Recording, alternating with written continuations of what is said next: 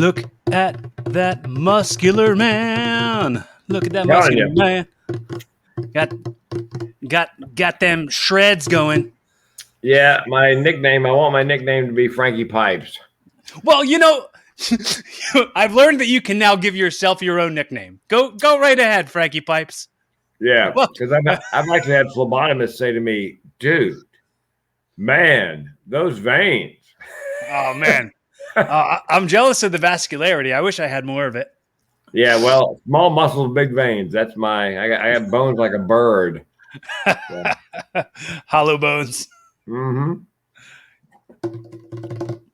But you've been to the gym. There's two ways to impress a guy. One is with size. The other is muscularity, vascularity, proportion. Right. Yeah. Yeah. So I mean, nobody's ever going to look at me and go, "Wow, big guy." No. But then they look at me and go, "Damn, what do you eat?" Nothing. You just don't eat nothing. Well, Schwarzenegger said in his book, I remember this from decades ago, stay hungry. Mm-hmm. So I asked him his secret, stay hungry. Is that the encyclopedia? I don't know. I can't. It's from something he wrote, and it always. I have the. I just got the hardcover of the encyclopedia, the bodybuilding encyclopedia. It made sense. It made sense to me. And apparently one of my superpowers, by the way, is not eating.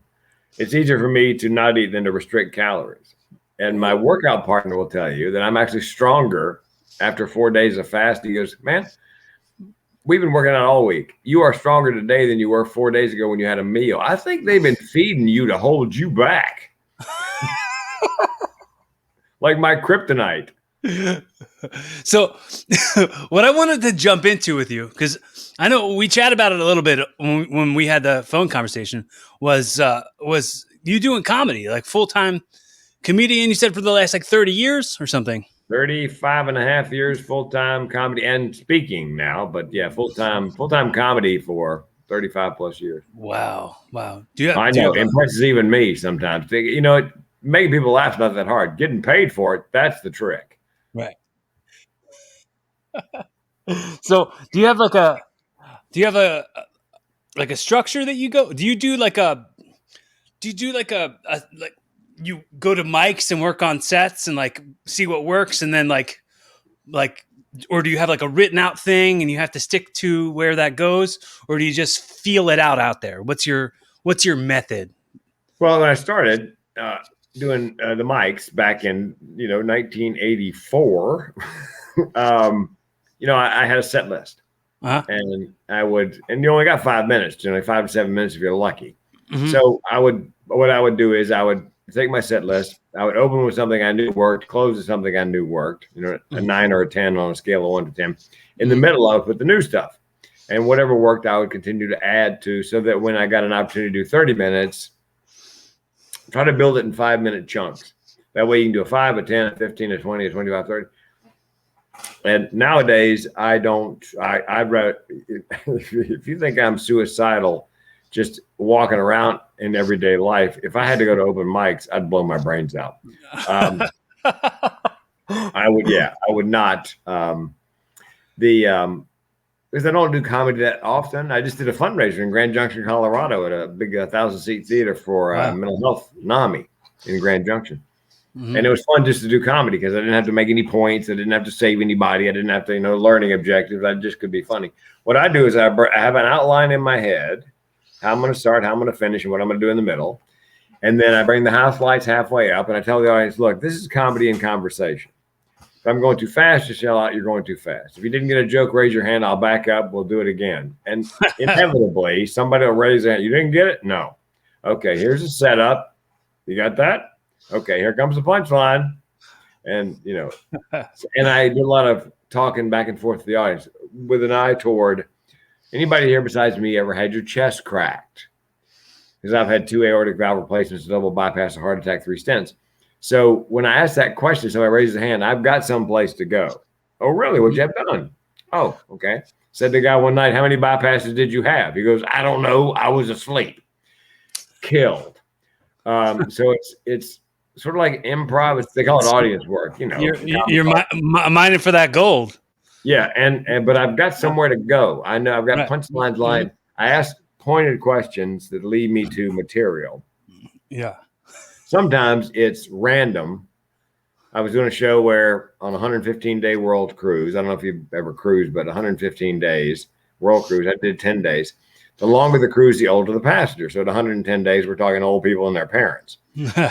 Every night, same thing for dessert, oxygen. So I asked, I've got several jokes about morticians, and I said, any morticians in the audience? Guy in the balcony raised his hand. I go, what's your name? He says, it's Musgrove, Musgrove. I said, Mr. Musgrove, there are half a dozen mortuaries in Eugene by that name. He goes, those are mine. So I said, well, what are you doing on 100? What's a mortician doing on a 115-day world cruise? He stands up and goes, inventory. I mean, so occasionally I'm not trying to steal the show there. Yeah, I've been telling that joke ever since he said it. That's perfect. But I didn't go to him with anything in mind. I just went in hoping something would come of it, and it killed. I mean, it was hard to follow him. So, mine is I have an outline because I think you should know where you're going to start, know where you're going to finish. Today's young comics, sometimes what drives me nuts about open mic or mics is that they get on stage, they just wander around verbally hoping to trip over a punchline. Yeah, I've seen that many times. Yeah. I mean, I know there's a prejudice against set up punch and tag and whatever, but I'm a storyteller. I mean, I've set up in punchlines, but it's not one-liners. I've got a friend who does nothing but one-liners. And by the way, he won 2 comedy competitions in Philadelphia before the COVID at 2 of the biggest comedy clubs. He won doing essentially old jokes, one-liners he made his own. Because laughs per minute is incredible, and nobody does one-liners anymore. Right. So it's kind of a Dangerfield, Stephen Wright kind of a that kind of feel. Mitch Hedberg, my all-time favorite, Mitch Hedberg. I know somebody. I did not know Mitch. I've known several people who knew him. Yeah, I hung out with him. A troubled soul. I never had the pleasure, but I feel like nowadays with podcasting, I would subscribe 100% first day to his first episode of this podcast, and that would be like probably my favorite podcast. Like what we missed out on, like Mitch passing away when he did, was like right before podcasting was a thing. Yeah, I think he died in 2005, and podcasting kind of started like getting the seeds planted in like 2006. I would have happily signed up. I was a big fan. He was different. There was one of those guys who I saw Adam Sandler decades ago in New York City in the Improv at an open mic. I'm sitting in the back of the room thinking, there's something here. You could just tell there was something special about him. Dude, I love it. He wasn't splitting the atom. He's singing the Lunch Lady song and some other goofy crap. But it was just different. And he found his voice early, and he ran with it. There was a show about a comedian in New York, a big tall guy. Pete Holmes. Crashing. You're talking about Crashing. And the comedy club booker says, he goes, I did really well. And she goes, yeah, you did very well. But who are you? I mean, you're just another 6 foot tall, brown haired white guy. I mean, yeah, you did okay, but where's your voice? What are you? Yeah. Where's your voice? Your point of view? What's and I think a lot of comics don't understand that that's Mitch Hedberg. I mean, there was one Mitch Hedberg. Right. Yeah. And either you loved him or, it's like Brian Regan. I know or you just didn't get him. Yeah. Yeah. I've got my fraternity brother that I lived with in college. He loves Brian Regan. I love Brian Regan. Yeah. Same. Yeah. But he brought his wife to the club. I was opening for him. He brought his wife to the club, and she didn't get any of it. She's like, I don't get the big deal. I mean, I think he's hysterical. Dude, his newest Netflix special, On the Rocks, I've watched it probably 4 times now. And one of those times I watched it, I went over to my mom's house and put it on the TV to watch it with my mom and my sister. And I laughed the whole time. They didn't laugh really that much at all. And I was like, you guys just don't get this? What's wrong with you? Well, and by the same token, the bald guy that wrote for Seinfeld, Larry David. Yeah, his show. What was it? Curb Your Enthusiasm. Yeah, the people, comics, crazy about that show. It's just him whining a lot. I don't really. So, Dude, the guy I work with, I see him every day. He just quotes. He tells me about like his favorite episodes, his favorite segments of Curb Your Enthusiasm, and he always talks about it in such glowing terms. And then I go to watch it, and I'm like, "This is too boring." Like it's too.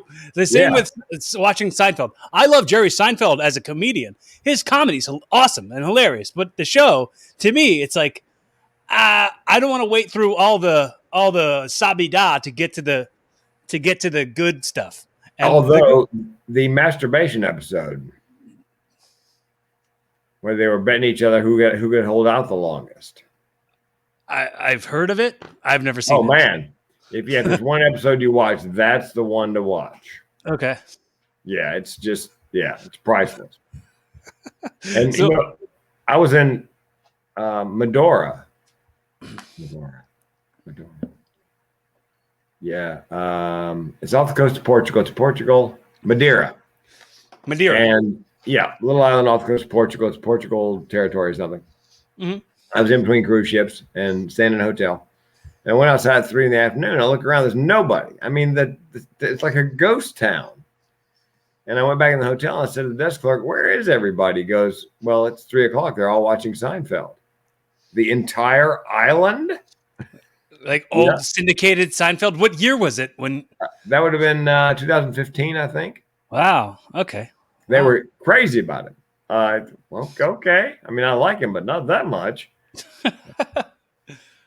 And I worked with him at Charlie Goodnight's years ago. And he was a workhorse. I probably told you offline that he did 7 shows and did 7 different 45s. Wow. Yeah. Amazing. Phenomenal. Yeah. That's an archetype. That's an outlier. That's like nobody else does stuff like. I mean, so few people can do that. I've got 2 45s, and that includes my slideshow. And I do that because on the cruise ships, oftentimes you're required to have 2 full 45s clean. So, but it's a stretch. Yeah, I'm sure it's a really difficult, and the silence in a set when you're like, that silence is so uncomfortable, and that silence for me as like what in my training of wrestling, like when a crowd is silent waiting for the next thing to happen, and you hope that this next thing like nails them, but it's funny. I started dating a new girl, and she really wants to come see me do comedy, and I'm like, I'd be too embarrassed to bomb in front of you, so I won't let you come to any of my spots. Well, and when I met my current wife, we went out, and I waited, I think, 6 or 8 weeks before I invited her to the comedy club, because I wanted to make sure, that I had a good set and it was going to go well. Mm-hmm. So, yeah, I don't do a lot of comedy anymore because, well, it doesn't pay near as well as the speaking. Right. Speaking pays by a factor of 10 or 20 what comedy pays. And I'm 64. I mean, it's when I started comedy, everybody in the club that was watching the show was 23, and so was I. And now they're still 23 or 24, and I'm 64. So I'm very inspired by you. This is kind of what, like, to have that kind of longevity, to kind of have that kind of longevity where you can launch doing a comedy career and jump that into speaking gigs and be like, yes, this is what I am now. This is what I do now. So, and my career started in clubs, and I did 2,629 nights in a row nonstop. Wow. During the comedy boom, 85 to 95 roughly. And then did some radio because they were hiring comics to be DJs in radio in the mid 90s. Mm-hmm. And then after I got fired, club thing was disappearing. So I jumped to corporate comedy because I was clean and HR friendly. Mm-hmm. And I was making good money. I mean, crazy. I think my best year in corporate comedy was a couple $100,000. I think I did 96 engagements that year. I was exhausted. Wow. But a ton of money for just running your mouth. And then the recession hit, and the business dropped off 80%. Lost everything in a Chapter 7 bankruptcy. That's when I learned what the barrel of my gun tasted like. So I reinvented myself from a club comic to a corporate comic, or I guess a club comic to a radio DJ to a corporate comic.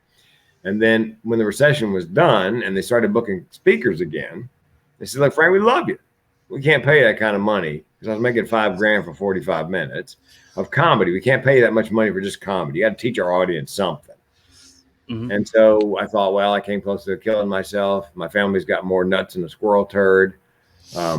If I get some training in suicide prevention, hell, I could keynote on suicide prevention, not knowing what that suicide is a growth industry, and that a man who's not a clinician talking about his own struggles with mental health is powerful. I mean, you're being vulnerable on stage, and it inspires other people to come out and share their stories. I mean, nobody talks about suicide much, but if you mention it, man, everybody's got a story.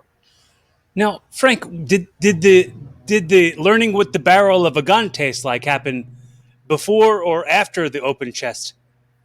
Oh no, I had my chest open in '95.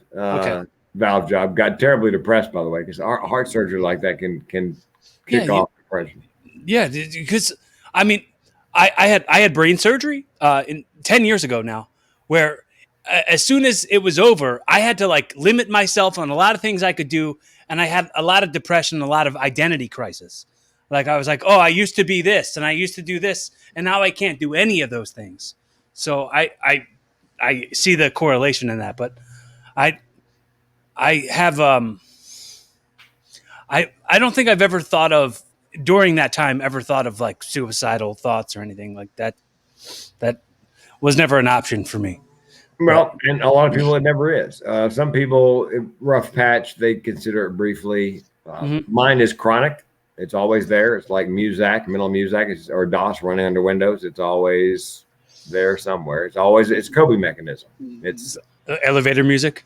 Yeah. You ever get in an elevator and, you really don't notice the music unless A, you love the song, or B, you hate the song. Same with the store. You never really hear it until something comes on and you find yourself singing along. Do you like pina coladas? Yeah. I was walking through the store and R. Kelly, I Believe I Can Fly came on. Oh yeah. And I was with a friend and I started singing it, and she was like, "Oh, good job, you're harmonizing." And I was like, "I don't know what I'm doing. I'm just singing along to this song." Well, that's what suicidality, chronic suicidal ideation, is like. Is just always there, always a coping mechanism. Anything goes wrong, I could do this, I could do that, or I could just kill myself. Right. Well, what did you think of the Louis C.K. bit from his 2017 special where he talked about suicide? Oh, you're worried about ISIS? Just kill yourself. You don't have to worry about it anymore. And he was like, everybody who's here are all people who decided they weren't going to kill themselves. And he had all the bits were so spot on. He's just an expert, like acknowledged the scandal, sure. But as a comic, Louis C.K., top 5 of all time. Yeah. Again, troubled. Showing your penis to women in the green room, probably not a good idea. I don't know that if that ever works as a technique to pick somebody up. I have no idea. I've never tried that. Well, he's a very flawed boy. Someone.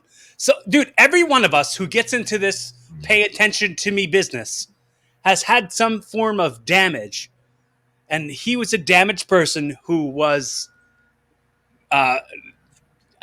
given an opportunity to have some power to damage people. So I look at that from Louis C.K. and I go, well, he never promised us he was anything but a effed up dude. Well, and and he paid the price. He was canceled for a while or whatever. But back to this, doing comedy in the silences or doing wrestling in the silences. I've been doing stand up where I'm on stage and I realize all of a sudden they're really quiet, and they're not. I mean, it's like they're not even breathing. They're just waiting for whatever it is next I have to say. And I'm like you, I'm thinking, oh, dear God, I hope this is good. Because I've got them right there. I mean, they're hanging on my every word. The transition from comedy to speaking, one of the most difficult parts was when I did stand-up, I was getting a laugh every 7 to 9 seconds. And when you're speaking, there's long periods of silence. They're paying attention, but they're not reacting. And so it took a couple of years to get used to the fact. Well, speaking isn't as punchy as comedy is. No. So the bar's lower. I just throw in something every now and then, but that's silence because you're used to that constant feedback loop. Right. Yeah. So that was a little uncomfortable for a couple of years, but I got used to that because once I began teaching people something and saving lives, I said, look, I got to get comfortable with this because lives are at stake. Yeah. So it was made me think of do you remember the Mitch Hedberg bit when he talked about the microphone cord being like a kinked up hose, and he's like, here's when the laughs come, and he like let the kinked up hose go from the microphone cord. Again, I tell people, here's the deal. I believe my chronic suicidal ideation and my depression are simply the flip side of my comedic ability, imagination, creativity. I tell them, look, I can teach you to write stand-up. I can teach you to perform stand-up. What I cannot teach you to do is to process information the way my brain does, the incoming information. I can't teach you to process it because my brain is just wired that way or miswired, depending on how you look at it. My best students, I don't know if I told you this, but I taught stand-up for mental health a couple of sessions. You have to have a diagnosis, a mental health diagnosis to get in the class. You have to have a mental health diagnosis to teach the class. So it's part peer counseling, part comedy class because there's no normal people in there. So everybody's free to talk about, feels free to talk about whatever they're dealing with. It's kind of a support group who are creatives. That sounds amazing to me. And I got to tell you, they were the best students I ever had. Yeah, that's awesome. I don't know whether it was because they spent a great deal of time in self-reflection, shining a flashlight into the dark corners of their psyches, or it was, as I believe, that mental illness is a combination of disability and ability. But the stuff that came out of their mouths was the best writing, tightest writing of any students. When an average neurotypical student wrote me a joke, it was a page, like a notebook page. And I would redact about 2/3 of it because none of that moved the narrative forward. These kids, young people mostly, I said, Tish, what do you got for me this week? She goes, well, my boyfriend says he wants to break up with me. Well, why does he want to break up with you? Well, he says he wants to see other people. So what did you say? I said, I'm bipolar. Give me a minute. That's the way it came out of her mouth and her brain. No editing necessary. She could put that right in her set. And they were like that over and over and over. It came out ready for prime time. And I have trouble believing it's a coincidence that they were all seriously mentally ill and they could do this thing. Right. Well, I think I'd hate to generalize and say that most comics are a bit mentally ill, but I mean, it's kind of a somewhat fair generalization because it's beyond fair, actually. I think there's a guy named Mike McDonald out of Canada, now deceased, of natural causes. But he used to say there's two kinds of comics, diagnosed and undiagnosed.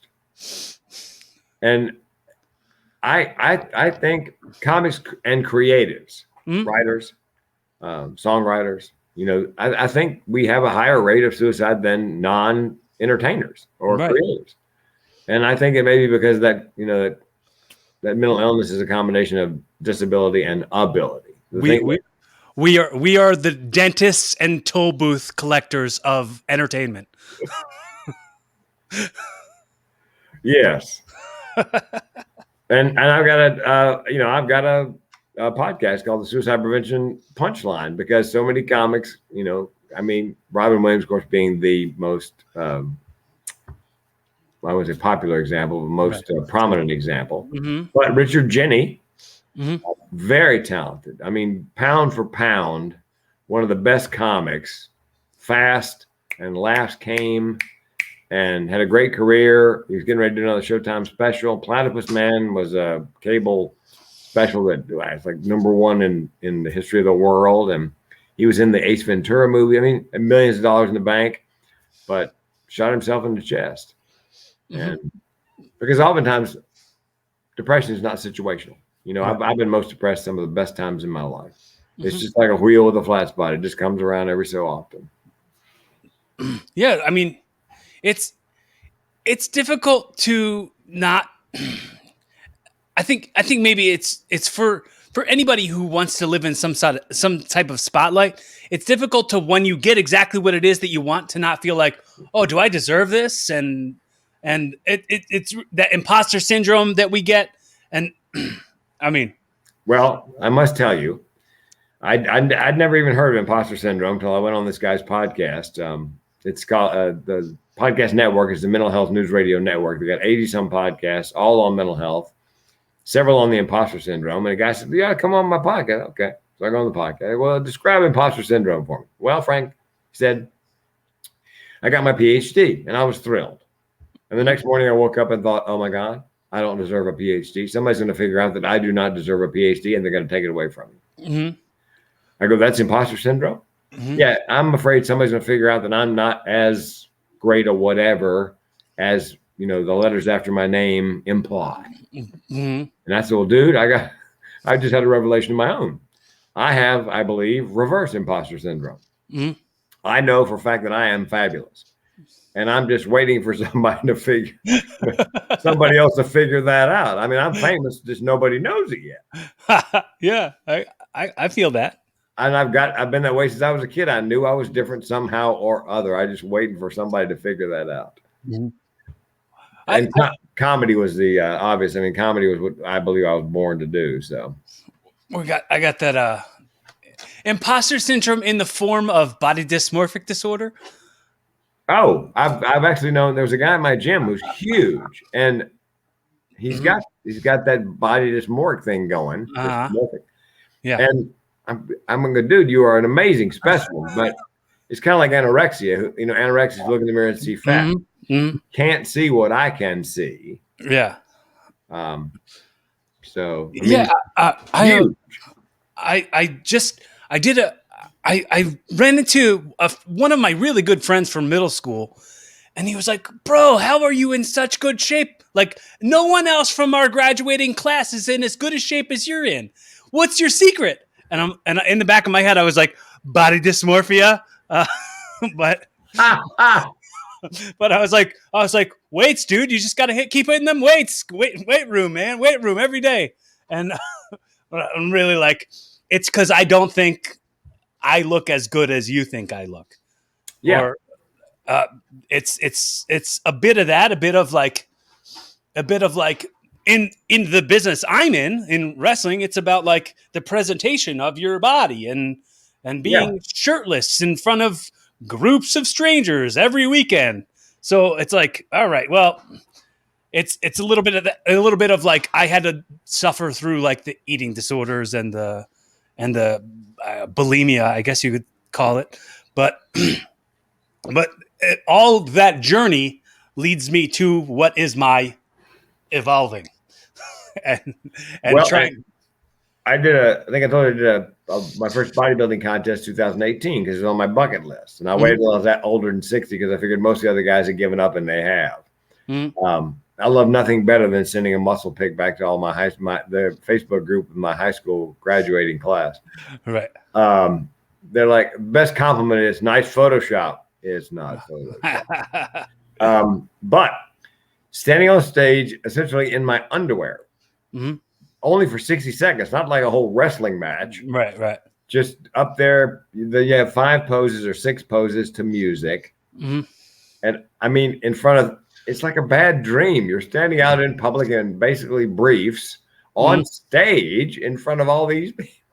And I opened up for Randy Travis 2 nights in a row at an amphitheater in Michigan, 5,000 people per night. Wow. I'm walking out on stage. I don't have a band. I don't have lyrics. I don't have music.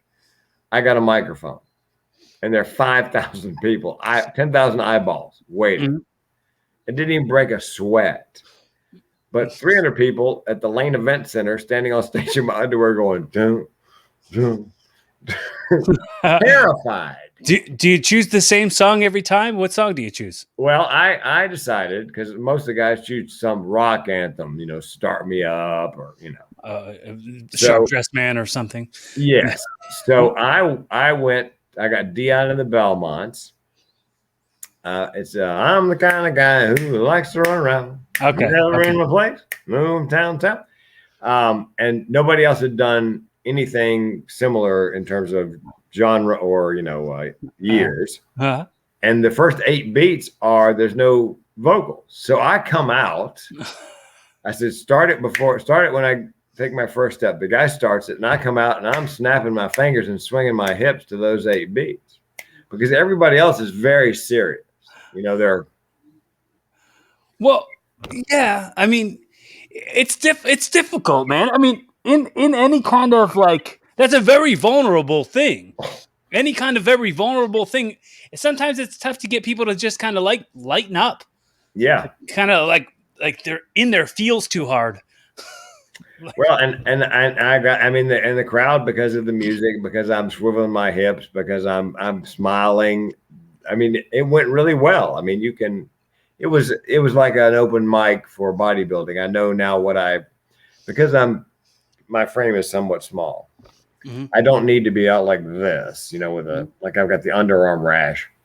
I realized from a opposing coach, he goes, "Look, Frank, I don't want you spread out, because you're like a big bird, like an osprey or something.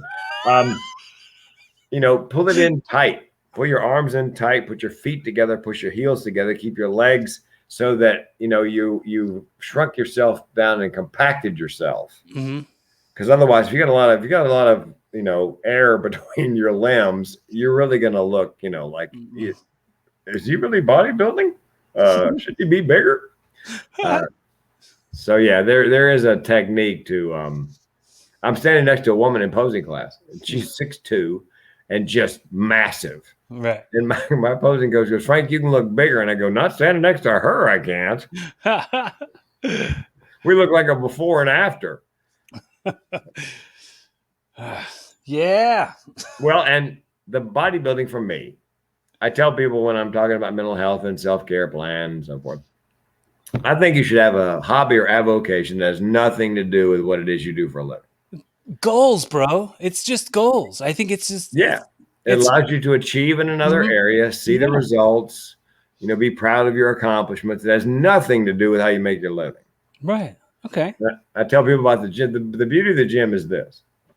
In a world where so much is uncertain, you go to the gym, a 25-pound dumbbell always weighs 25 pounds. I mean, the equipment may have different names on it, but roughly the same. Elliptical runner here is roughly the same as an elliptical runner there, right, regardless of brand.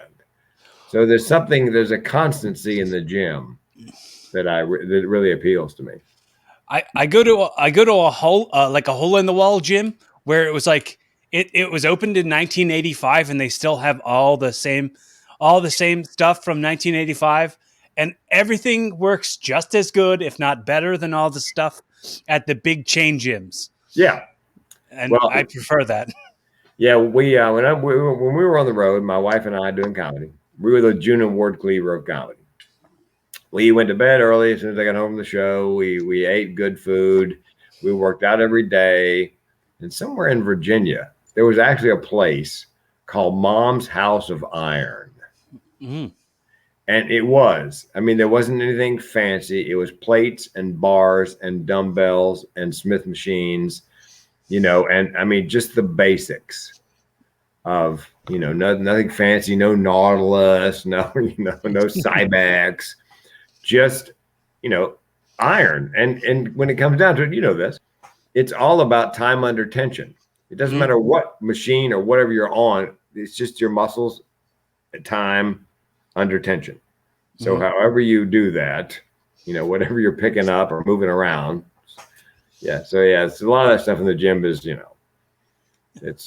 I actually changed gyms because one of them, Planet Fitness, was just, it was, they had the selection of weights wasn't that big, and you can't grunt and groan. Right. Yeah. You can't carry around a jug of water.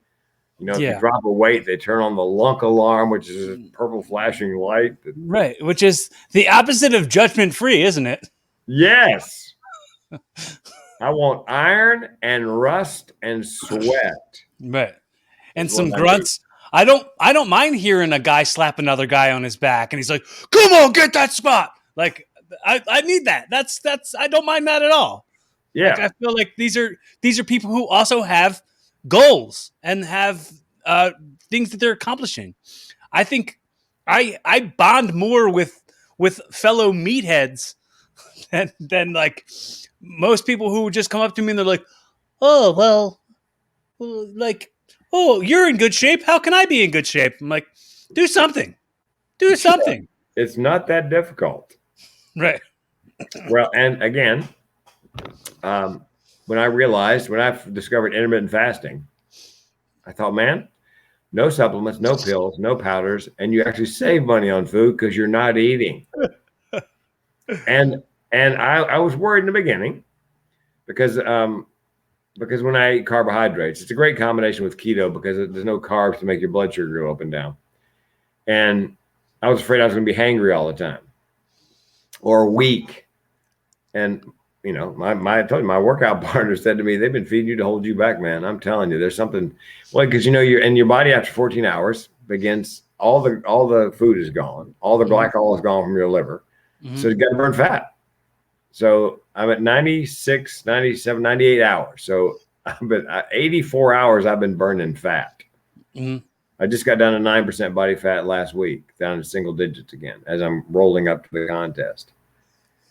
And you said that's later this month? July 24th. Oh, next month. Okay. Yeah, and it's true natural. They polygraph you beforehand and urine test you when you're done. So, I mean, you could lie. they like lie detector test you. Yep. Or are you on any? Yeah, and they run down a list of, and I've got the 2 medications I take for my depression are on the banned list. Oh, and I said to my posing trainer, I go, look, dude, you don't want me to come off these for 90 days before the contest because I'm liable to kill somebody when I get there. You're second. No, the hell I'm not. He goes, no, you bring the prescription bottles in, Frank. We'll clear it. I said, okay. Oh, good. Yeah, oh God. Yeah, you don't want me off my antidepressants and whatever else. Man, how'd you get first? I killed the other 3 guys. Well, they forfeit. I don't know where they went. They just didn't show up. Yeah, he went to pieces, I'm saying. Peace be with you. And those pieces and those pieces. All of them be with you. But yeah, so, you know, it's part of my self-care plan. It's I like to see the achievement. You know, you can see the results. So what's speaking in the pandemic been like for you? Well, pretty much it all shut down my last gig was March of 2020. I did average a virtual one a month. Some at full fee, some at half fee, just to keep the lights on. And then a friend of mine said, look, Frank, I don't know when the whole pandemic thing, no live events is going to end. And you do TEDx coaching and you can do that from your living room. You need to shift all your marketing over there. So I did. I shifted all my marketing and TEDx coaching. I had about 5 clients when it started. I've got 26 now. We meet an hour a week on Zoom and work over their, applications to get them a TEDx talk and then work on speaker marketing. Oh, cool. However, March 3rd, I got a call in February from the Speakers Bureau. They said, we're having trouble getting somebody to fly into Florida on March 3rd because Florida does not have a mandatory mask mandate. Right. Frank, look, it's the middle of a pandemic. It's a state with no mask mandate. Would you go to Florida and do the gig? I go, dude, I'm suicidal. What do I care? I was the only guy that would take the gig. Was that the sell for you? Did you say that in response? Yeah, that's how I got the gig. And then when I got down there to talk, when I got up to do my keynote, I go, you guys probably wonder why I'm here. I go, well, here's the deal. You've read my bio. They called me. Said, would you fly to Florida, in the middle of a pandemic without a mask mandate? And I'm suicidal. What do I care? So I did one, and then I did a second one in March live that was rescheduled from the previous year. Mm-hmm. April, I had a couple showcase / networking kind of gigs and 2 virtual. Mm-hmm. In May, I had 3 live and 2 virtual. May was the best month I've had since March of 2020.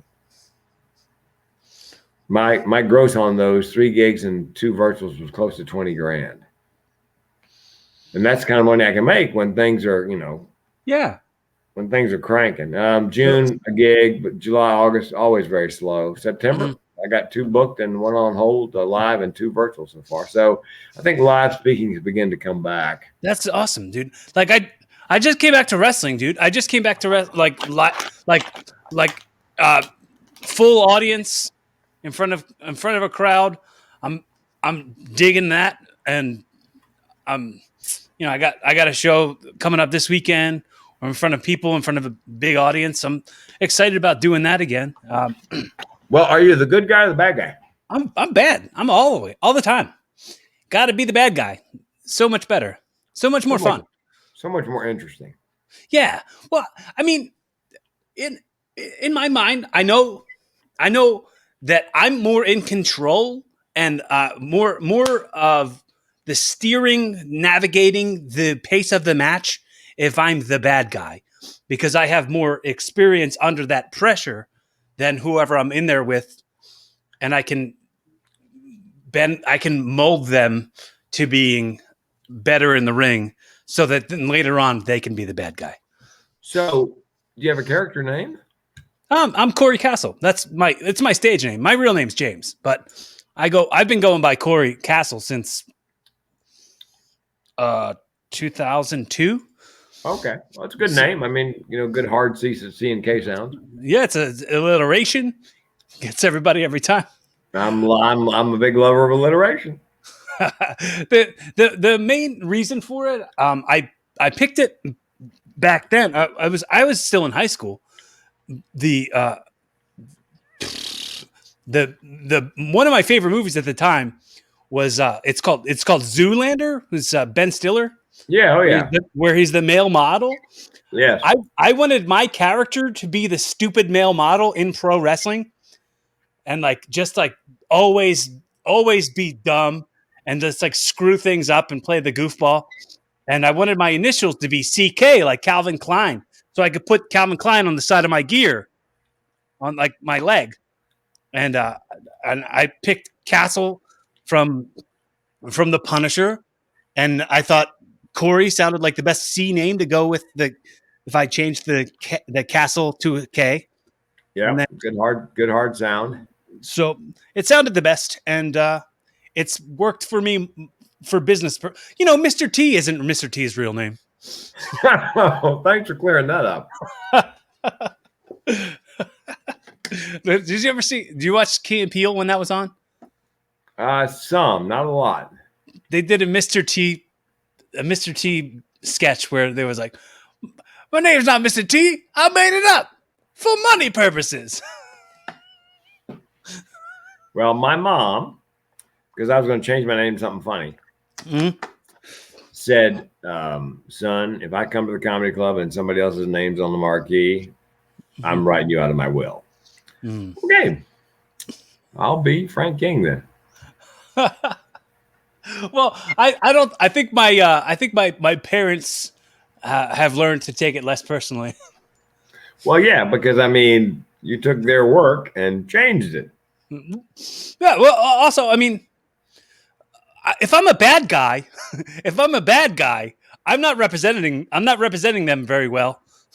If I'm doing despicable things in front of a bunch of people who they don't want to be represented in front of those people, like the person who does despicable things, or even if I were to go out there and get my ass kicked, they'd be like, "Oh, this guy, he's representing us. Embarrassing. He's embarrassing. He's just got his ass kicked out there." That's your son? You got his ass kicked? Really? That's not my boy. The other guy, he's my.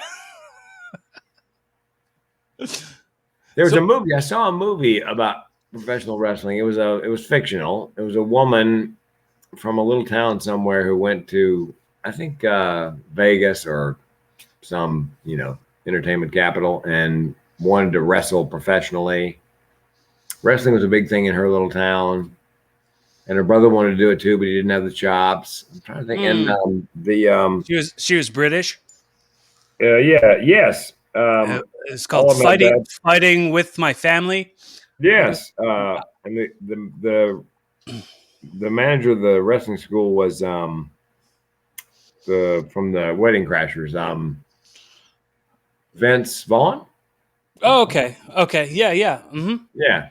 Anyway, yeah, it was a British family, a British wrestling family. Matter of fact, they all wrestled. I think it was kind of that was their thing. They were entertainers, wrestling entertainers. Yeah. I remember the movie coming out. I've never seen it, but I know it's based on Paige or one woman who wrestles in the WWE, or she doesn't wrestle anymore. She had to retire because she hurt her neck too bad, but she used to wrestle in the WWE. Yeah, and then in the end, the young woman makes it, and and anyway, I was pleasantly surprised that I enjoyed the movie. I'm probably on a plane somewhere, and I'd seen everything else that the airline had to offer. So in the fasting, are you allowed like peanuts and stuff? Can you do like little snacks and stuff? No, I can do chicken bouillon. Okay. And add MCT oil, medium chain triglycerides, a little heavy cream. And that's what I have for my meals to take the edge off because it's salty, it's hot, it's got a little bit of MCT oil, so there's a little bit of fat in it. Mm-hmm. And I can have coffee with either butter, which sounds horrible, but it's actually pretty good. That's keto friendly. Yeah, butter or MCT oil or heavy cream in it. Mm-hmm. And and it's amazing. I mean, like I said, I'm at 98 hours. 98:45, and I'm amazed I'm still able to sit up.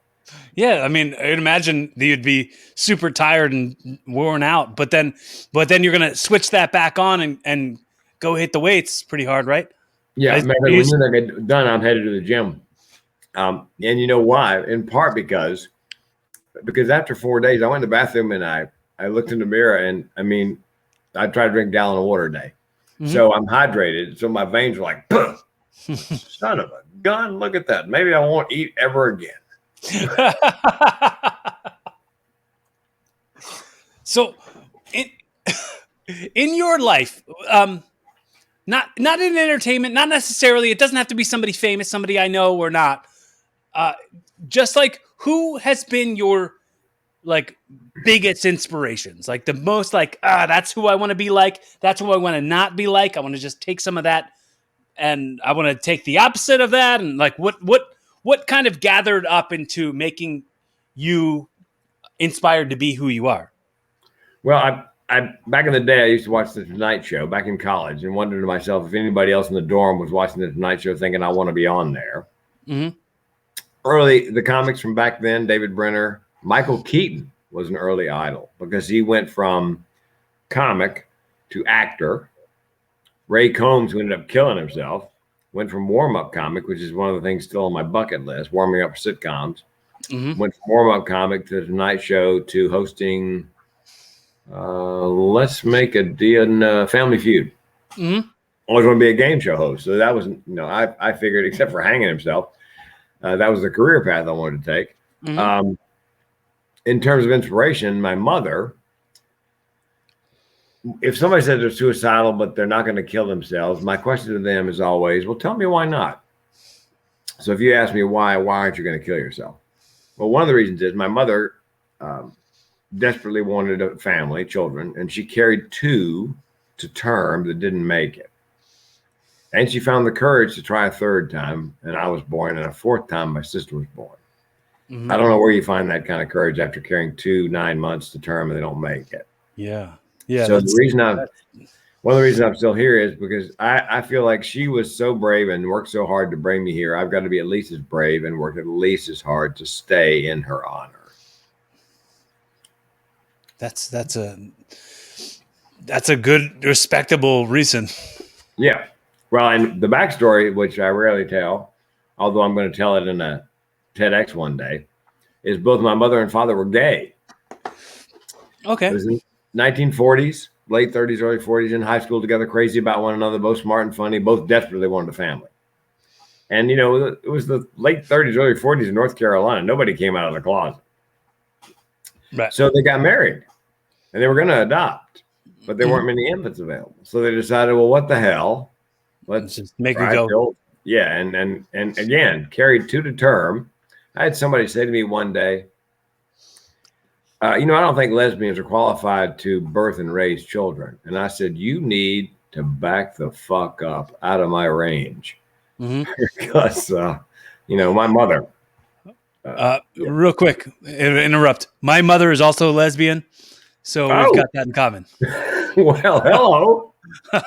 And my sister is also a mother and a lesbian. Yeah. So whoever that person is can F right off. Yeah, I'm sorry, and I dropped the F-bomb. I apologize. You don't have to apologize. There's no limits here, man. Oh, okay. Well, and one of these days I'm going to do a TEDx talk called Gay in My DNA. Because there is some evidence that if you have two parents that are gay, that you have a better than 50-50 chance of being born gay. I think the joke I wrote was, I think I'm about 1% gay. I mean, I like tasteful decorations. I love Judy Garland. I have an amazing ability to accessorize. And I think I'm about 1% gay. The trick for me is never get 99% drunk. Anyway, one of these days I'm going to do a TEDx on that. I've been doing this bit, but I just do it when I'm talking. I've never done it on stage, but I say some of my closest friends will always mention to me how they think that I'm about 75% gay, because growing up, my older brother, my older sister, my mom, and there's me and my little sister. So me and my little sister are the only straight ones. And I've been taught to just kind of love people and accept people. And I'm very sensitive boy. I'll watch chick flicks by myself and I'll like cry and stuff. That's just all stuff. I do very sensitive boy things. I'm very secure in my masculinity because I know I'm fucking Corey Castle. Like I could like I've been doing this wrestling thing for a really long time. So I'm somebody who can kick your ass, but I'm also somebody who's got very, very very sensitive, in touch feelings about like loving and accepting everybody. So calling me 75 because, dude, I had to kiss a guy for a movie audition once for a movie role. It was a audition for a gay part, but like for sure I wanted to play it, and they were like, oh well, it involves you kissing this guy for the audition, and I did that, and I automatically hated it. I just was like, ugh, this is weird, and the facial stuff on like his beard on my face was just it was just like like, so there's 25% of me that's like, get all that away from me. And I just like really don't want any involvement with anyone's penis. I don't want it on me. Like, you can keep that to yourself. I'm cool. I mean, I appreciate that you have one and you want to use it on other people. Go for it. But me, don't. Great story.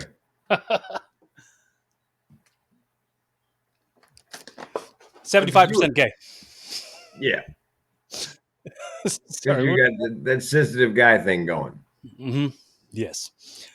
And that's also why I wanted to have this platform. I want to have this voice. This is why. What did I say this number of this episode is? 243 episodes of like the opportunity for me to grow from something I wasn't to something I'll become. And yeah. I want that to go like, if you were to go back to episode 1 and listen to that, that's an entirely different person. Oh, sure. And each one of those episodes, I grow a little bit. So it's not just called Evolving with Corey Castle because it's a show I host. It's because like, if you take this journey with me, and once again, if this is your first time ever listening to the show, if you're listening right now and you want to see the journey from the start until now, awesome. I appreciate the I have to say all the time how much I appreciate the currency of your effort in listening to this or watching this or you, Frank, giving me your effort and your attention. It's so much easier to do anything else but give all your full attention to something. Oh, yeah.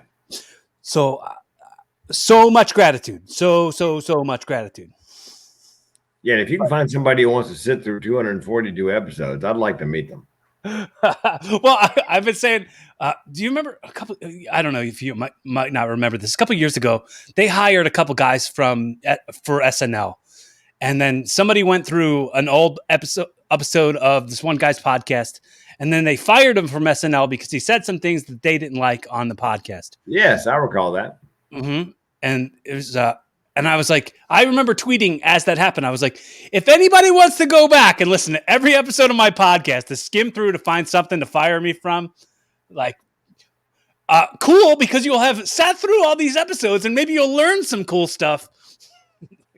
But yeah, it's really like the same thing with the speaking engagements. It's like, what are you teaching these people? What service are you offering to these people?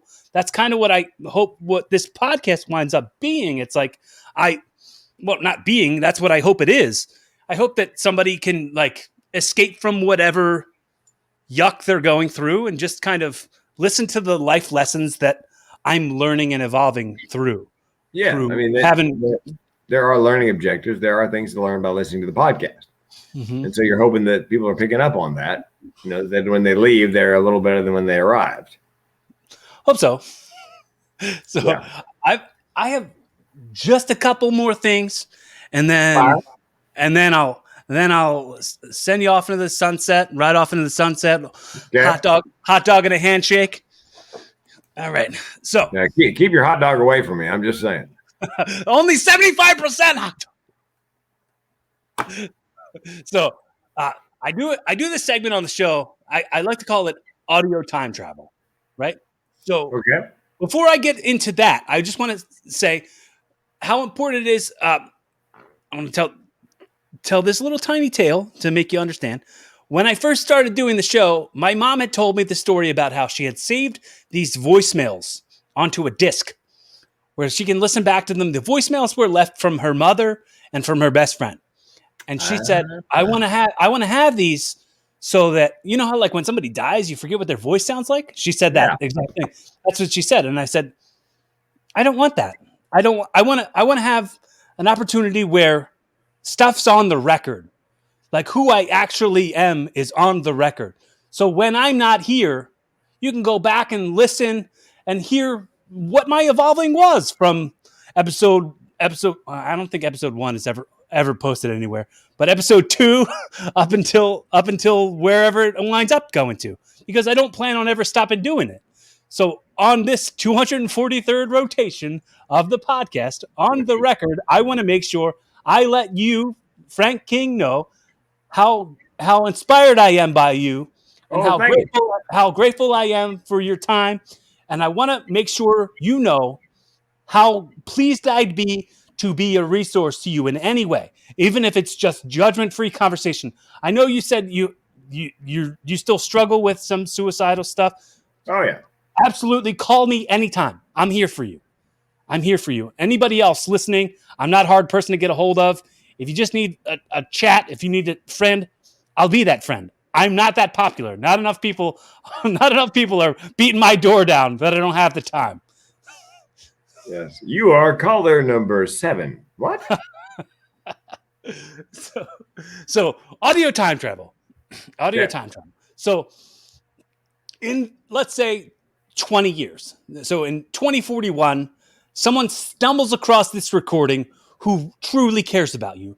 So your wife, your kids, somebody stumbles across this and wants to hear the deepest, sincere message from 2021 that's hitting right inside the ears of the 2041 person who loves you.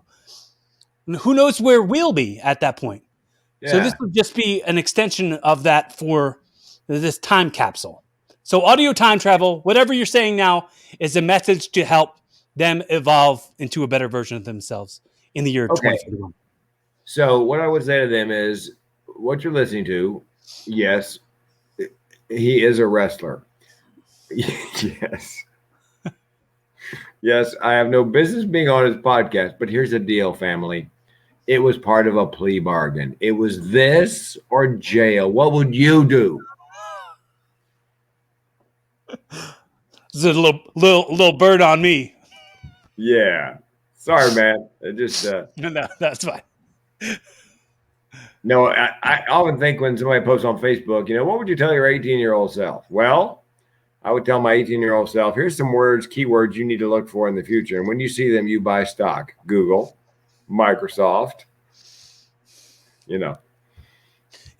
That's what I hope, honestly. I'd hope that no matter what anyone does in the future, I always hope that they find themselves on the ground level of something that's going to be humongous. That's what I feel like when I make these connections with people like you. I go, this is still just the ground level of what our relationship might wind up being. That's why I'm excited about what the future is. This is just the first step in the long journey.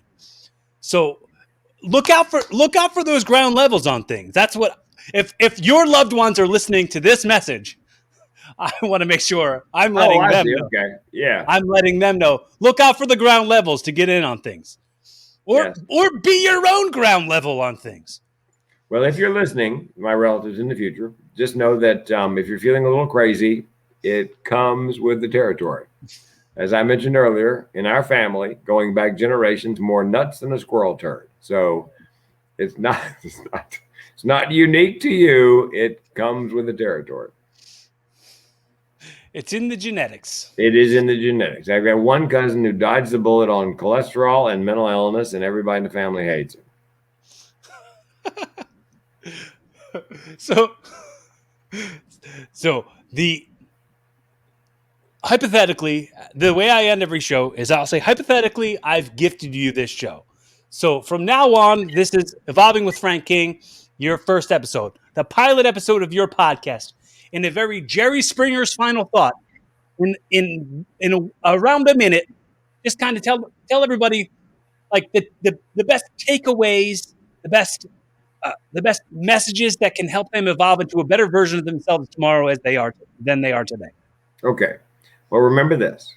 Anybody can stop a suicide. It is the most preventable cause of death on the planet. You do not have to be a clinician to stop a suicide. You can make a difference. You can save a life, and you can do it by doing something as simple as Corey and I are doing here, and that is starting a conversation. You just have to be willing to become comfortable in the uncomfortable and start that conversation. And then just to keep it silly, if you could do your best impression of Alf and say, "Hey, Willie." Alf? Dear God, man. I'm old, but Alf? I mean, I know the show. I have no idea what his voice sounded like. It's just something I started doing a while ago, and I feel like it throws enough people through like these weird loops, and some people get it right away, and some people go, "Can I not do that?" Or like, there's some other way where we're like, okay. And what was my line? What am I supposed to say? Hey, Willie. Hey, Willie. Okay. Here's my impression of Alf as Jay Leno. Okay. Hey, Willie. Very fun. Thank you. Is there before I get you out of here, I want to give you the opportunity, since I hypothetically give you the show. Is there anything I didn't give you the opportunity, which is usually in my list of a few things before the hot dog and the handshake, is I'll give you the opportunity to ask me anything you want to ask me or say anything you want to say to me. You look like there's an actor I just saw in a movie on Netflix. Oh man, he's British, but he does an American dialect. Oh, played an Irish hitman.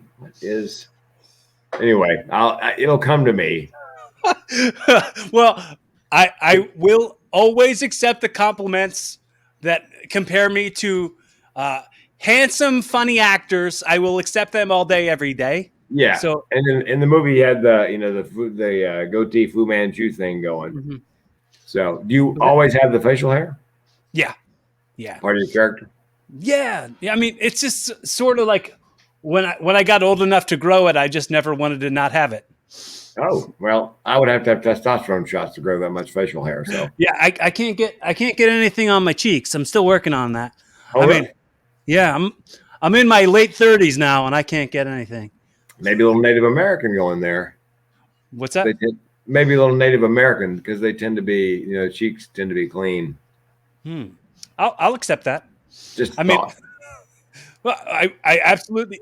My father said that there was Native American on his side, but then I got my ancestry through 23andMe, and there was none. None. No. So I think there might be 0.1%, and I'll accept that. Yeah. I can do the old comedy club joke. Hey, have you got any Irish in you? Would you like some? Yeah. So that's a 0.1%, minus the 75% gay. I don't know if that's a genetics thing. Well, genetics. I don't know if that's a nationality thing, but that's no. I don't think so. Right. Well, Frank, thanks so much for hanging with me, man. And let me know one more time. Let me know if there's anything I can do to help you out. If there's any connections you'd like to make. I love resources. I love connections. I love things that just like make like puzzle pieces fit together. And I bet you, if we thought about it hard enough, if we talked about it long enough, we'd probably find like common friends that we have. So the 6 degrees of separation. Exactly. Well, actually, if you come across somebody who goes, man, I'd really love to do a TED Talk, but I have no idea how. Mm-hmm. Yeah. I mean, I charge a ton of money for it, but they've got money. Mm-hmm. A friend of mine goes, let me get this straight. You charge that much money to get a gig that doesn't pay anything? Oh, yeah. It's a great country. Yes. If you ever run across anybody who has a TEDx on their bucket list, that is a good lead for me. All right. Well, it's not on my bucket list. So maybe potentially we can work on some sort of discount. Yes, absolutely. And I think a TEDx about wrestling somehow or other would be fabulous because I bet there are very few. Very few.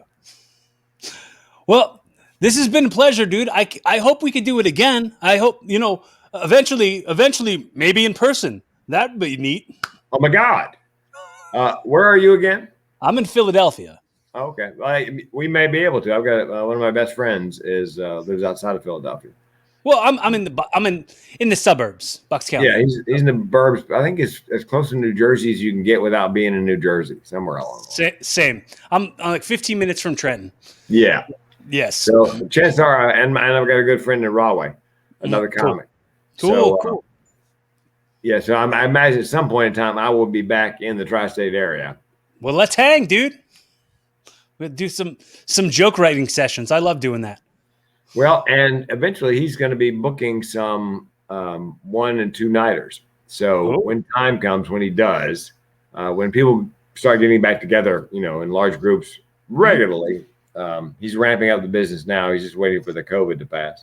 So, well, I'm an excellent host.